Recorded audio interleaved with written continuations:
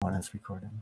Hey, this is Joe Corneli introducing the second Peeragogy podcast. I'm joined today by Pete Forsyth and Lane Raspberry.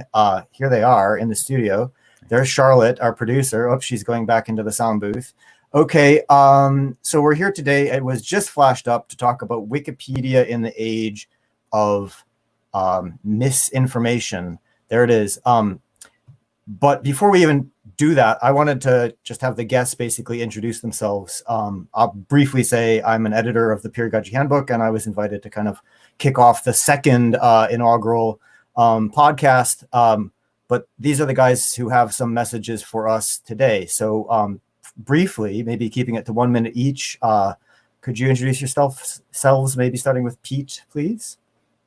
Sure. My name is Pete Forsyth. I've been a Wikipedia writer since about 2006, and since about 2009, I have run a Wikipedia training and consulting agency called Wikistrategies.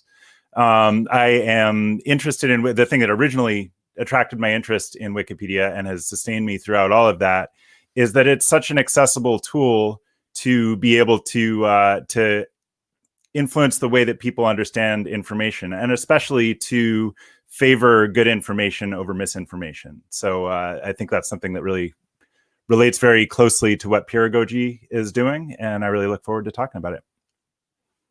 Thank you very much. That was nice and succinct. Lane, over to you. How do you do? My name is Lane Raspberry. I edit Wikipedia's Blue Raspberry. I've been editing Wikipedia almost every day since about 2008. Like Pete, I share a love of access to reliable information and community engagement in contributing good information and sharing good information. A lot of what I do on Wikipedia has to do with university partnerships. My position is Wikimedian at the School of Data Science at the University of Virginia. In this role, I help my university take knowledge, professors and students contribute information, integrate it into Wikipedia, and then we track how people are using this, how many people are engaging with it, and in which ways.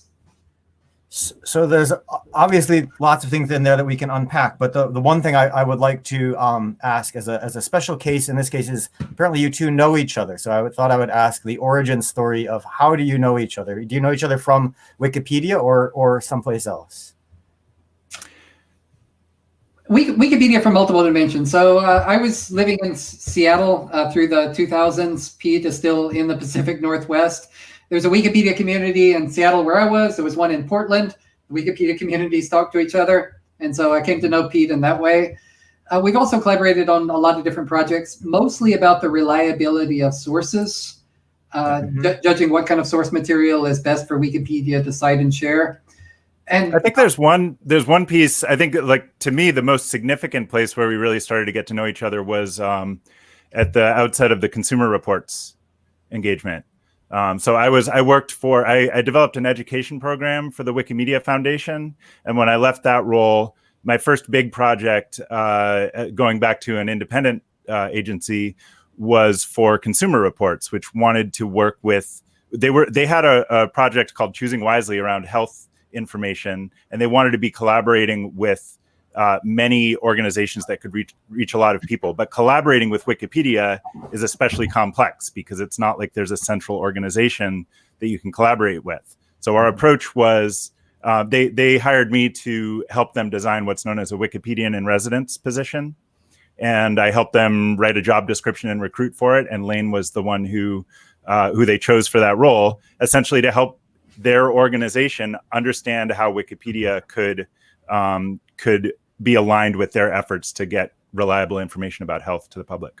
That is very interesting. And yeah, as you can see, you guys are very aligned on a lot of levels. That's great. I would call it Peeragogy in action, but I would say Peeragogy by any other name. So this is kind of co-producing a role and co-producing some information. But one of the clear themes I think that you were both talking about is like good information and bad information, or reliable information and not so reliable information. And also, like, maybe we could go to the context of health, maybe we could go to the context of misinformation. But when you're talking about good and bad information, good and bad sources, what does that mean to you? And what do you what's your message for people? Like, don't believe everything you read, or is it bigger than that, going beyond that?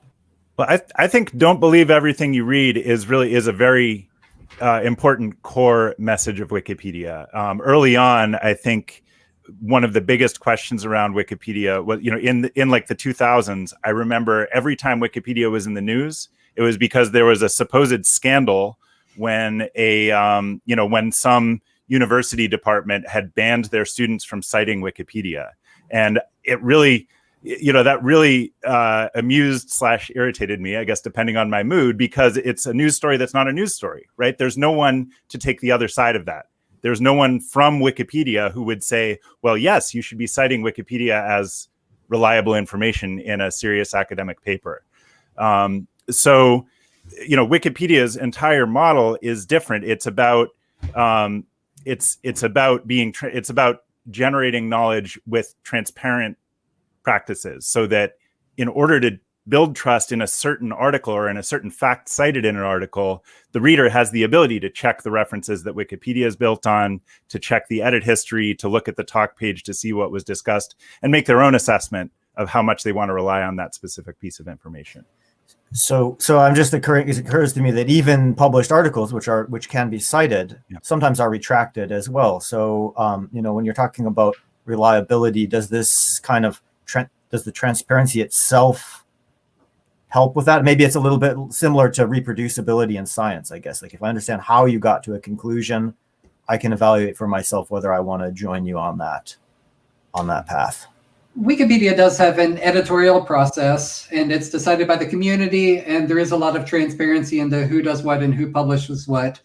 And there are some unusual things about Wikipedia, but I'd like to emphasize that Wikipedia's ideals of quality control and what's a reliable source, this doesn't come from Wikipedia. This comes mostly from academia. If a university librarian were to say a particular kind of source is reliable, or to say that a certain research workflow is the way that research ought to be, then Wikipedia has adapted it for its system, and that's what we also say in Wikipedia. There's nothing special about Wikipedia defining what's good or bad. We just try to implement this and bring transparency to the process. So I guess an example that I'm aware of is here in the UK. I think the Daily Mail is kind of banned as a reliable source. It's a very popular source. I think it's one of the top most popular sources of news or media in the country, but not considered a reliable source for Wikipedia, which is interesting. Which kind of I could comment on that. That was something I blogged about pretty heavily. I wrote 2 or 3 different posts about that as it was unfolding. It was basically Wikipedia editors made what, from our perspective, is a fairly routine decision. Someone had questioned how reliable we should consider the Daily Mail, even though it is very widespread. There was some reason to question it. There was an extensive discussion around it, and several administrators came to the conclusion that what the community was saying with evidence was basically that it should not be regarded in most cases as a reliable source. It wasn't banned. That's not a word that Wikipedia was using. It's a word that the media used when they covered it. But it was essentially deprecated as a source, that other sources should be sought out if they're available. And something that really stood out to me was that the Daily Mail chose to, in their response, chose to really, argue with that and question Wikipedia's value as a reliable source, which, kind of going back to my earlier point, is sort of an amusing thing, because Wikipedia does not claim to be a reliable source in the way that a publication like the Daily Mail does. Yeah. So that's interesting. So what I was going to say is I'm aware, I don't know that we came to it right now, but I'm aware from previous discussions with you that you're working on a project right now that has to do exactly with documenting news sources on Wikipedia, ones that are would be like a community newspaper. Maybe this podcast will someday have a Wikipedia page about it, but we think we need a little bit more traction before we get there. But, that you take smaller things. So what would be your, I don't know, again, I know Wikipedia, there's not really hard and fast rules, but sure. What's your broad brush description of the target that you're trying to get at there? So the campaign is called News on Wiki. It's the core concept originated with our colleague Mike Caulfield, who is he's a digital information expert at the Washington State University system, and is well known as sort of a misinformation and disinformation expert, and especially on helping students learn to distinguish good information. And so his basic premise, based on some research, was that that individual people, when they come across a source from, say, a community newspaper on the other side of the country that happens to be the one covering something that's in the news, but they've never heard of that source before, they will often go to Google or a web search engine and punch in the name of it to try to figure out, is this a real news source? Is this something that just, cropped up yesterday, just to get a basic sense of how much they can rely on it. And Google, and I believe all the major search engines, will actually display a knowledge panel in the search results if there's a Wikipedia article. They will draw that information from the Wikipedia article. I know we have a slide with a screen grab of one of these that will actually, kind of display all that information in a very succinct way. And so the premise of the News on Wiki project is, if we can just get a basic, well-referenced, but sort of basic level Wikipedia article about hundreds or thousands of local newspapers, that we're going to help people everywhere make those quick assessments of, like, should I rely on this source or not? It's going to appear both in Wikipedia searches and in web searches. So I think there's the screenshot for anyone who has video. So I would like to go to Lane and just get your perspective on this, both as a friend of Pete's, but also as a Wikipedian in residence, and a scholar of kind of reliability. Like, what's your view on this project? How do you see it changing the landscape of your work or students who might work at your university? I think that the project's interesting in itself, and it's also interesting as a model of what Wikipedia wants to do in many fields of media. So what Pete's doing, I would say it's a general wish of the wiki community to have better access to sources, more information about the sources. It's kind of a daunting exercise, though, to say that you're going to get a list of all the newspapers and some information to be able to evaluate the reliability. And ideally, we would also be able to deconstruct or get the metadata for every article published in every newspaper, and also what they're about, so that we could give better access to this kind of information to the wiki community. I participated a bit in this News on Wiki project. Pete's got the corner on the newspapers. He does quite a bit with this. I'm also looking at the general project, of which News on Wiki is a complement or a subset, the Wiki Site project, where we're trying to get a list of every source in every media, every academic article, magazine, book, just go through every kind of media, list every source, then list every article in every kind of source, make all this more accessible, so that if anybody's searching for information on any topic, they'll find everything that's ever written about this topic, and also get information about the various sources, what kind of information they publish, what their biases may be, or whatever kind of information is publicly accessible or about those sources. So Wikipedia's ambition is really to catalog everything. Newspapers is big enough. It's fine to start there. And we're starting this on multiple fronts. Mm-hmm. So we're getting around the halfway mark. One of the questions we like to do in the Peeragogy project is kind of making all of this stuff as practical as possible, which I realize, you'd have to learn how to maybe edit Wikipedia. Well, reading Wikipedia is something anyone can hopefully do, but what are some of the things that you would share with other people who are either very computationally sophisticated? Is there something that you were looking for programmers, or is there things where just about anyone can do something here? How could I get involved? How could we use this in the Peeragogy project? So we've got a book. Should we be throw out our own bibliography and reference stuff inside of a wiki site source of knowledge, or how would you suggest people can get involved? What does that look like?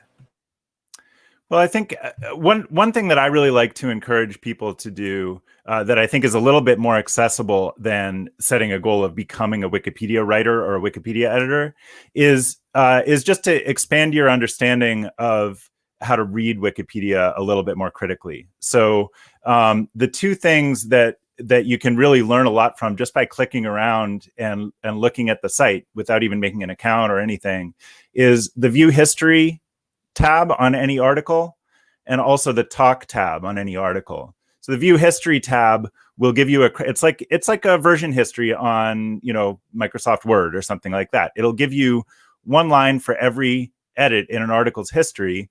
And, there's a bit of code in there, but you can kind of figure out what it is. It gives you date stamps. It gives you the ability to compare one version to another and see what was added and what was removed, see who did it, see what their explanation of why they did it is, if they chose to enter one. And then also the talk tab on our article, if there's been discussion among editors about how to structure the article or what should or shouldn't go into it, that's where it's going to live. And those are, by getting familiar with those, not only will you become a more sophisticated reader of Wikipedia, but you will also be taking the first steps of how to be an editor, because you'll be learning tools that are really fundamental to the editing experience as well. And then I think more specifically also, News on Wiki this is a campaign that's running from September through February of this year. We're going to be, we have frequent webinars. We'll be active on Wiki. We're active on Twitter. So this especially is a good opportunity for, we're going to be working with people of all skill levels and all experience levels of Wikipedia, and we'll help you find something that's in your skill set. So that's great. This is not then what you're saying is not really a campaign for super geeks. It's a campaign for just about anybody. Maybe Daily Mail readers will soon become News on Wiki readers and have a much more satisfying experience on that basis. So what would you say, maybe both of you, to the people you've worked with and interacted with who have been, not through this because this is a different thing, but through the process that you have built, both of you or either of you, maybe going to Lane, because you're embedded at an institution. What do people say after this? What are the kind of reviews of this experience of becoming a bit literate in wiki stuff? How do they react? The typical reaction is that people form their opinions about Wikipedia perhaps in 2005 and 2007, and then they've never updated their views. They have this idea that Wikipedia is unreliable, that instead of going to Wikipedia, people should go to the competing encyclopedia that's better, more objective. It doesn't exist, but people have the idea that there's alternatives to get general reference information, and it's just not the case. There's no other encyclopedias in play. And then another big surprise when we have conversations about Wikipedia, doing like what Pete said, clicking the history button, seeing who's edited pages, they come to see, oh, Wikipedia has a quality control process. Actually, Wikipedia has always had a quality control process. We've always been transparent, and we've always had standards for what we expect. Like if somebody adds a fact to Wikipedia, they should add a citation. When they come to this realization, they often think, okay, Wikipedia respects citations. I have this field of knowledge, this field of expertise. I know where people get information and what's reliable in my field. How can I make that better represented in Wikipedia? I'll just give you a brief example. I'm at the University of Virginia. This is in Charlottesville. There's a certain amount of conflict and tension here in my community. We also have a history of a lot of activism here. In our special collections of our university library, we have some African diaspora newspapers, Black newspapers from the civil rights era. These are not digitized, and at every university, they're going to have some kind of special collection, some things that they have that other people don't have. But in this contemporary society, when people are talking about Black history, we're able to surface these newspapers, index them in different ways in Wikidata, and write Wikipedia articles, contribute to Wikipedia articles about activism in the civil rights area in our local community. So there's all kinds of expertise in the world, all kinds of good sources that just aren't available on the internet. And the more people know about how to get information in Wikipedia, they have ideas not just about how to get information into Wikipedia. Wikipedia is nice. It is a popular source of information. But the bigger issue is, how do you get this knowledge in general circulation in the broader internet and the broader media ecosystem?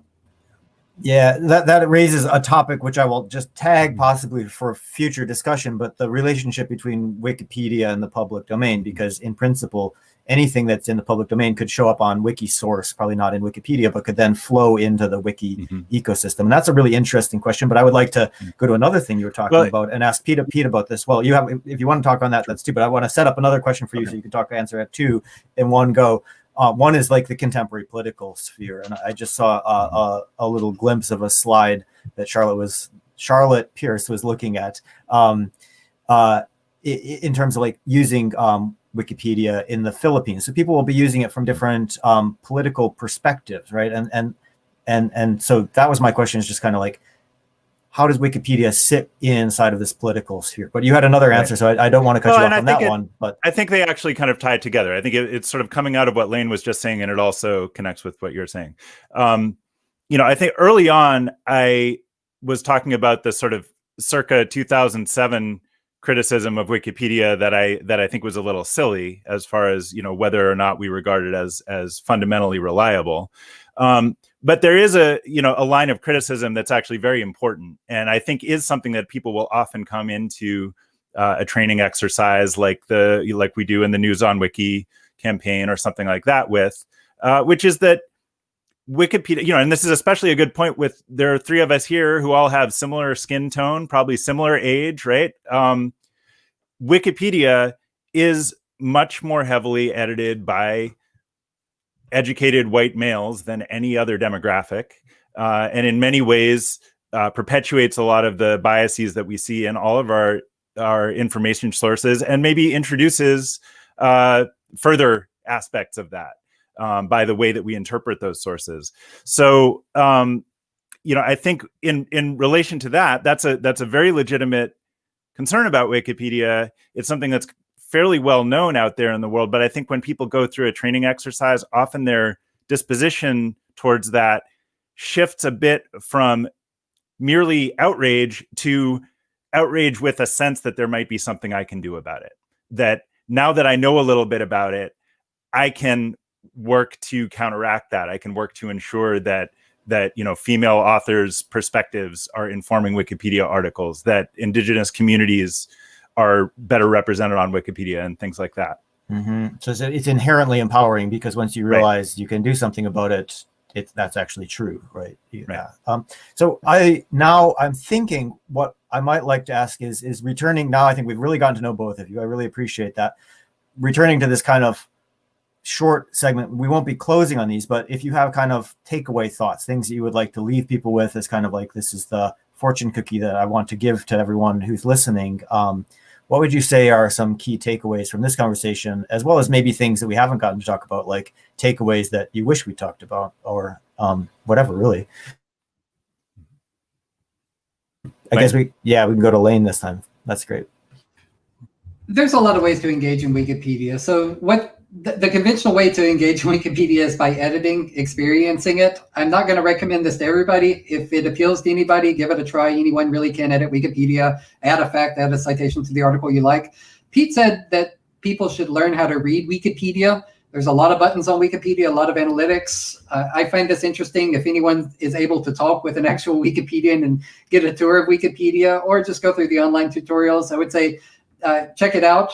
I think that any educated person who wants to know where does information come from in society ought to have an opinion about Wikipedia's place in the media, because Wikipedia is influential on every other kind of media. But if I were to make one request that would apply to just about everybody in the world,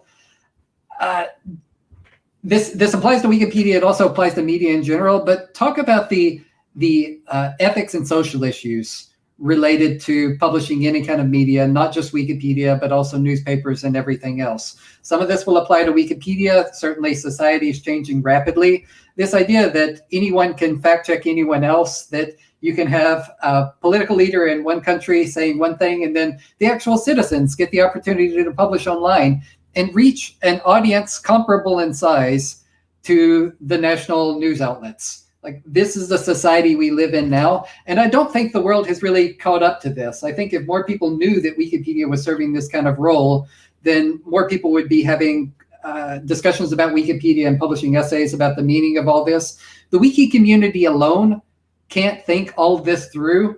We really need more social commentators, academics, just people having conversations over coffee with their friends to get ideas about what we should be doing, where our priorities should be, and how we can be stronger.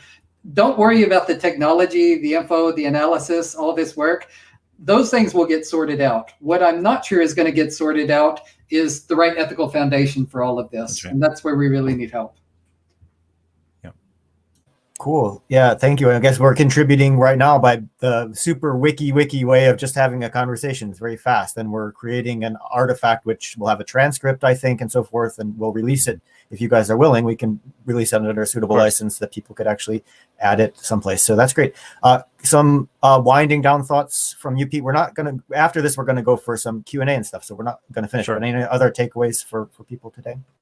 Yeah, I mean, I think the things that come to mind for me are, number one, if you want to actively engage, please do take an opportunity to check out the News on Wiki campaign. We're going to have many opportunities for people to either do something small and discreet and just kind of get a feel for it, or to really dive in and write articles. So the best place to go, we'll put it in the links, but there's a News on Wiki page on Wikipedia. And the first thing you need to do to join us is just create an account and add your name. So it's pretty easy. And then we'll know how to get in touch with you. Or we also have an email list if that's easier for you. And then I think the other things are, I have a couple of essays that are relevant to a lot of the things that we've been discussing about the technology and how it serves a lot of these values is one of them. And then another one is drawing a distinction between Wikipedia, which is community driven, versus social media, where the big players are all corporate driven. So I'll put those links in the chat as well. Yeah, that's good reading. And I would say, yeah, good probably warm up, because I think that would be a whole topic in a way unto itself. And I think that was a subtext of what Lane was saying as well, that yeah. So, all right. So if we can invite Charlotte and Lisa from the sound booth into our broadcast, we'll have a little bit more gender representation at least. We might tip the screen over. Let's see. We still people wearing glasses predominate though, so there is that demographic thing. But thank you so much for being there behind the scenes. We wanted to invite you in to the podcast to read out some of the questions that we got live, and if you have any questions, you can ask them as well. Right. Well, I had a really interesting one because I posted it on another forum that I'm part of, an independent producers discussion group for our community media station. And a guy got on there and he says, he's sort of a provocateur, but he says, I see bias all over Wikipedia, predictable given the bias of its techie contributors. The Kamala Harris rewrite was particularly blatant. Negative info about her while a presidential candidate disappeared when she was in the running as a VP pick. I don't know what that is completely referring to, but he was a little, I think his nugget is about the techie bias. And your thoughts as possibly techie biased people? Do you feel like you're attacked by that comment? Or?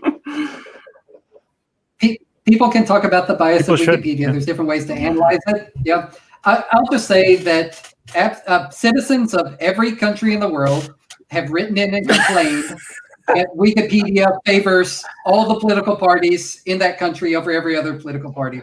So just, you're getting this, you understand this about America, but we get so many complaints. Just pick a country. And people say, you're favoring this political party or this political party. You're shills of both sides. From my perspective, just so long as both sides are complaining that we're shills of the other side, I think we're balanced enough. That's a good answer. I know. Well, and I think there's like another dimension to it as well. Is, I mean, Wikipedia is enormous. What are we up to now? How many million articles are there on Wikipedia? I've lost track. 6 million plus. So, I mean,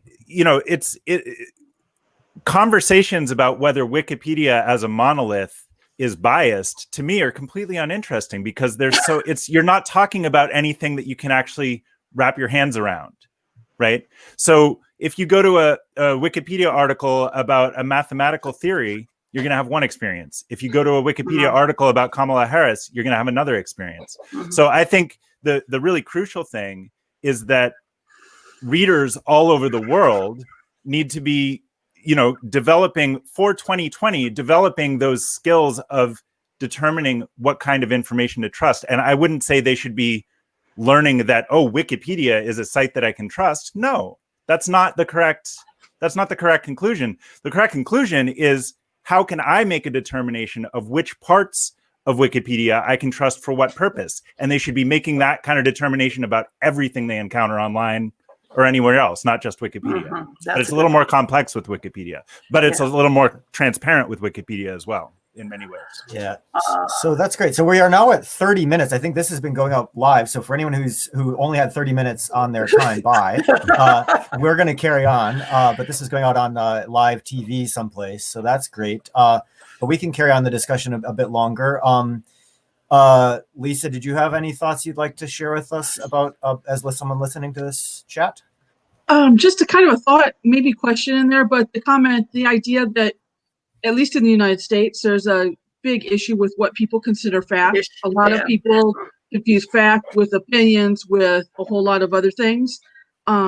Is Wiki planning on doing anything about making it more clear where those lines are and where those definitions are to kind of help actually preserve their own integrity? If people are considering opinions facts and stuff like that, it's going to possibly open up Wiki and other sources for attacks that may not be appropriate. Wiki has some policies in place. I'll just describe what generally happens. Supposing that, when someone's researching an article, they find whatever anyone's ever written about this article. So identify the sources first. That's where the editorial process begins. Then within the sources, you find out what kind of claims the sources are making. Generally, if there's just one claim, there's no attribution. That is, if people have scoured all the sources in the world and there's only one perspective, Wikipedia just presents that perspective. However, supposing there's some claim being made, and then someone makes an opposing claim, and both of these claims are reliable sources. Then how Wikipedia does this is it starts doing attribution. It says source A makes this claim, source B makes the opposing claim, and Wikipedia doesn't mediate what might be fact. It tries to make a determination, are these reliable sources? Do they have equal weight in society? Wikipedia might also try to determine, is one of these a fringe or minority view? But in cases like politics, where somebody just has one matter of opinion and another matter of opinion, Wikipedia will just say which political party or commentator has which opinion, and then maybe list the objective facts which aren't disputed. It's not trying to mediate or end every debate or discussion. Mm-hmm. Does that satisfy your?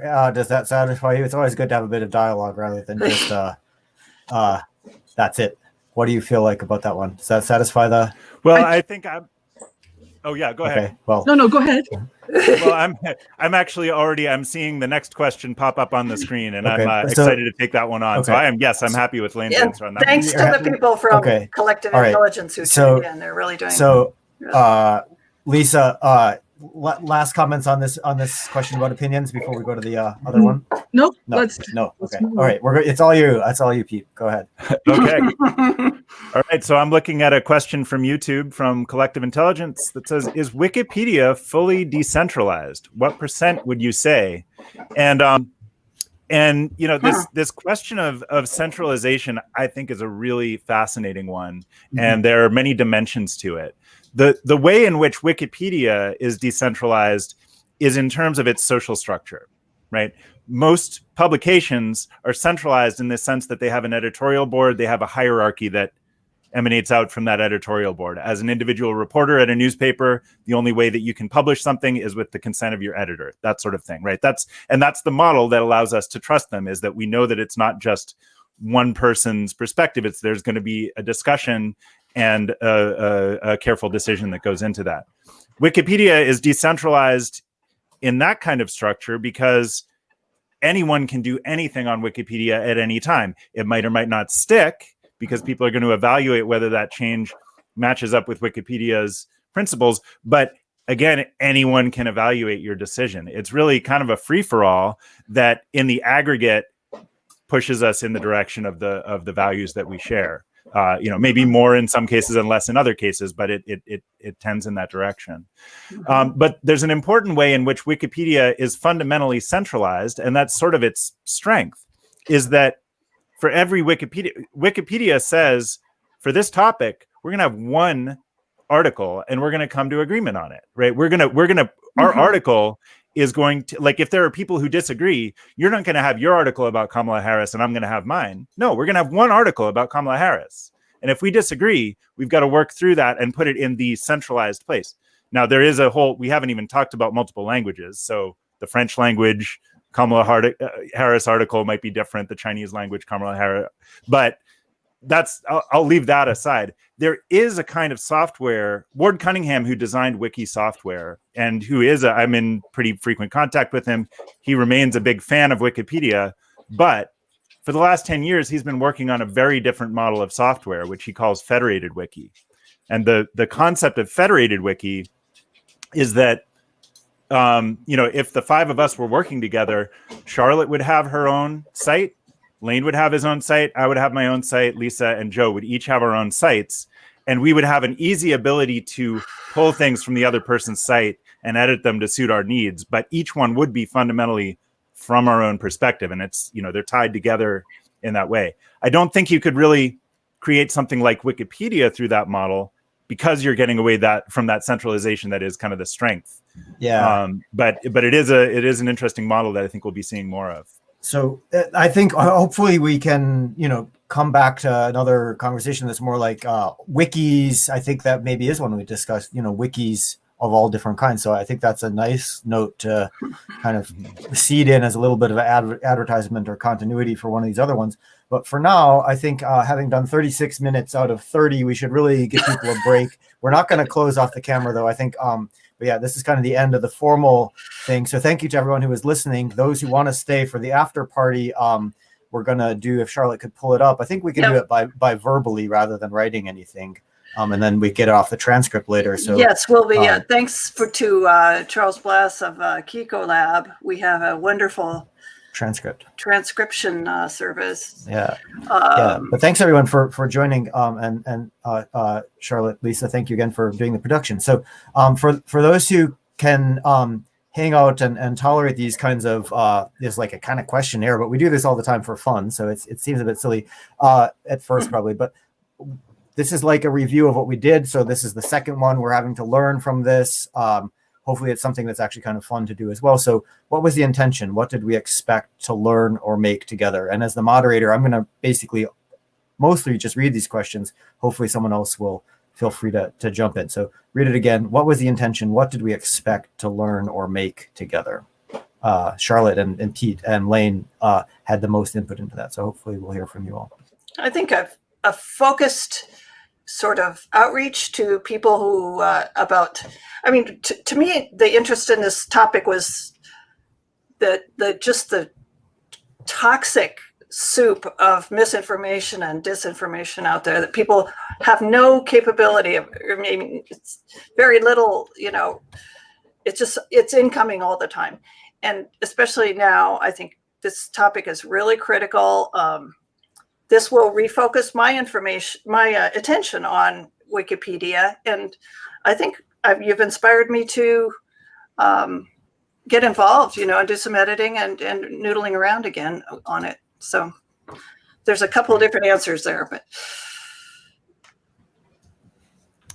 Well, that makes me realize that I actually did not say something explicitly that I really meant to.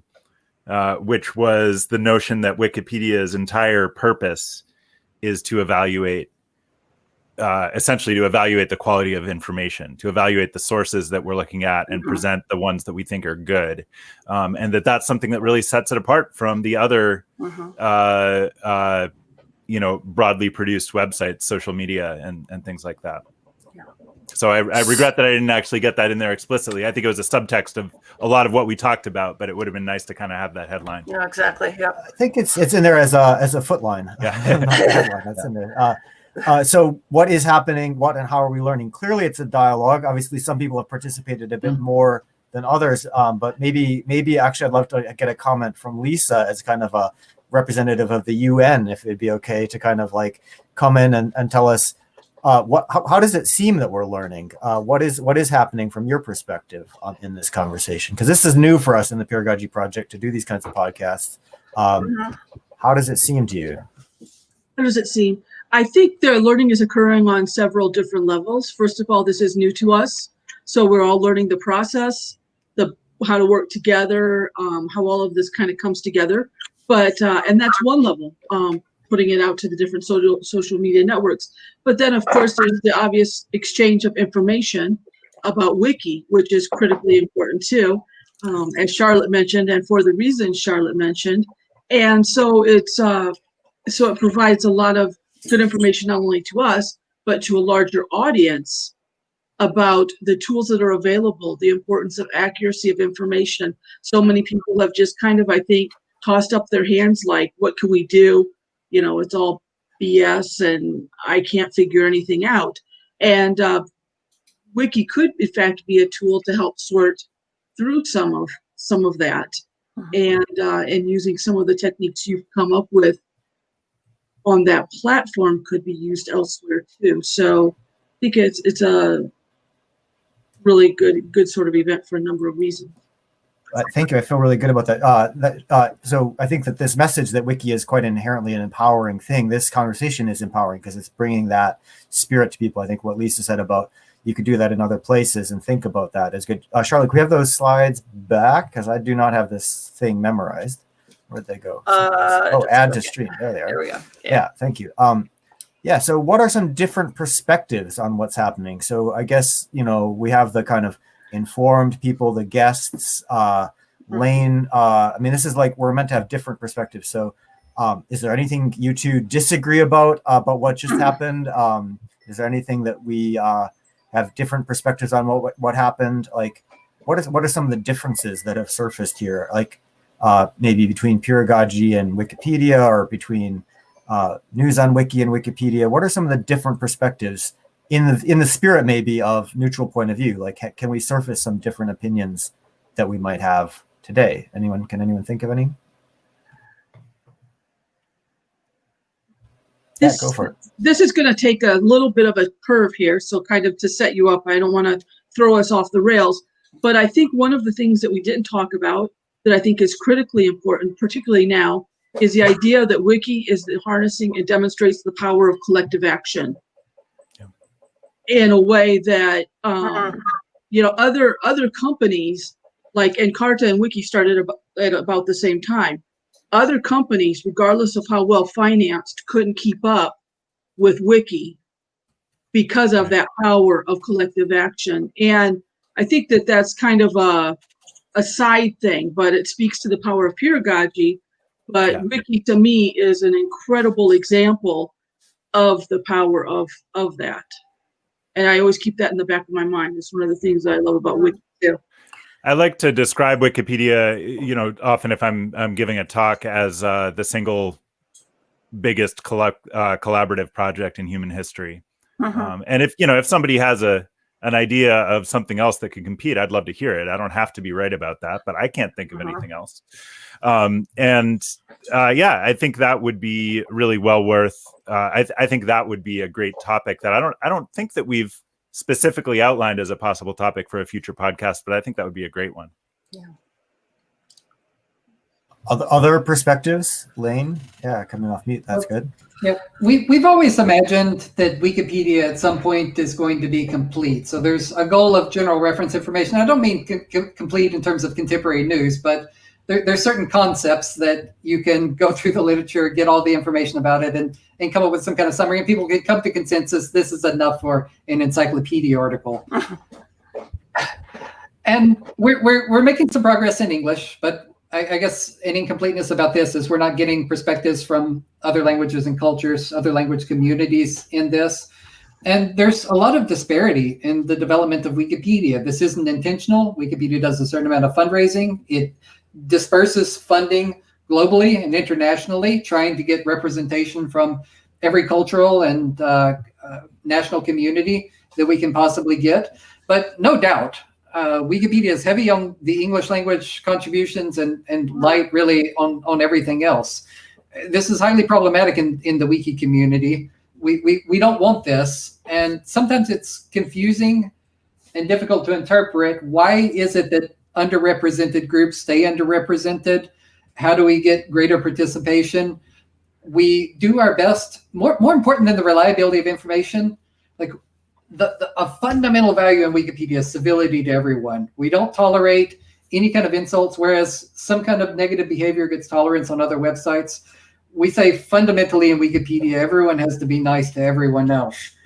And which works in practice to some degree. I mean, I think I wouldn't want to give people the impression that we've solved the civility problem. No. Yeah. But I certainly wish that we could be more inclusive and have a more diverse and more empowered communities for every major demographic. We're definitely not there yet, and that's a perspective that's missing from this conversation. We don't have these people speaking up in this talk. Well, we do have quite a few different language speakers in the Peeragogy community, so I wouldn't despair. With the right license, we might get at least the transcript of this thing translated into different languages. For example, I think we just, if I may, we're talking in our project action reviews. It's about two different things, as the discussion of Wikipedia and the podcast. So I'm not quite clear what we're discussing.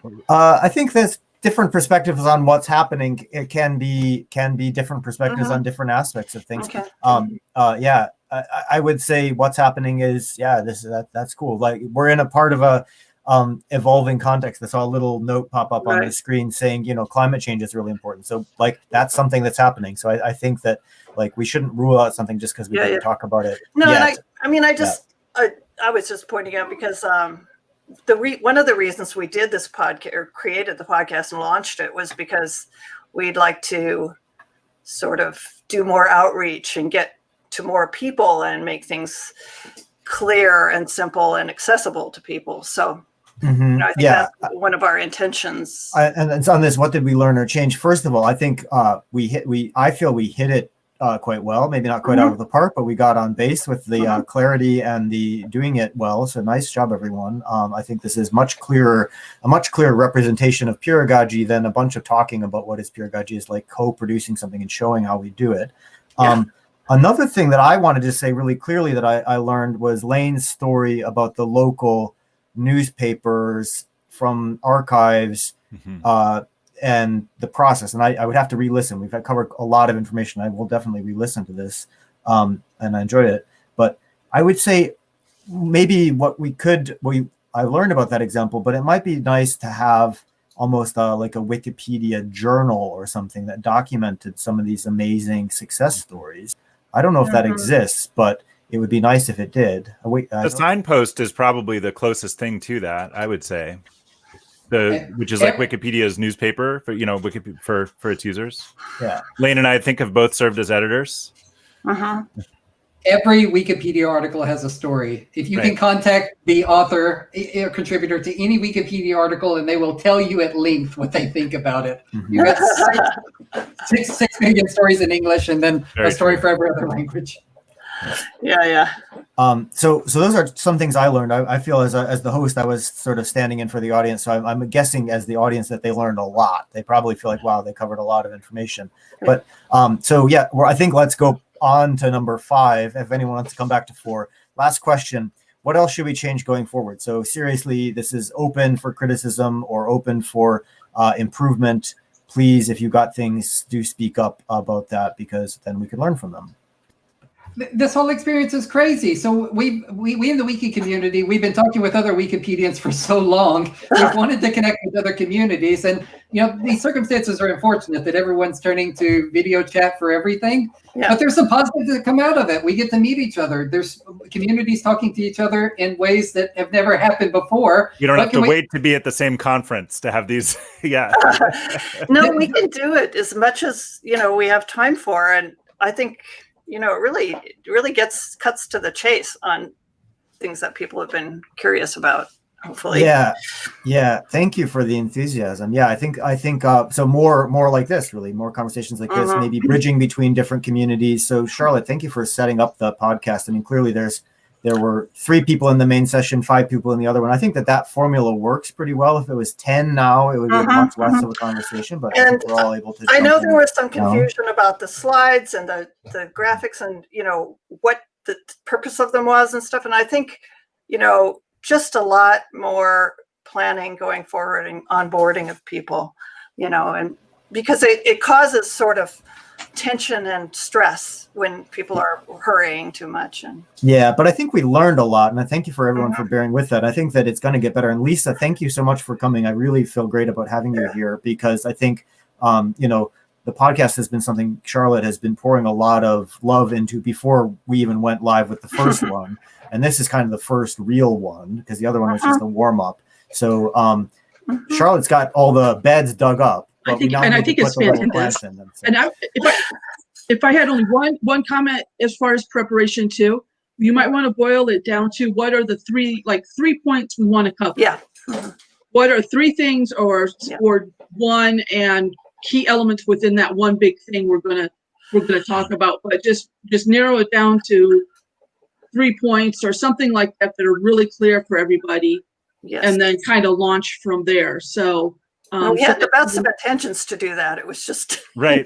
Yeah. I think what ended up happening, I think that sort of connects to the preparation thing, is that we had a lot of among the four of us, we had a lot of one-on-one conversation, and we were trying to work towards that.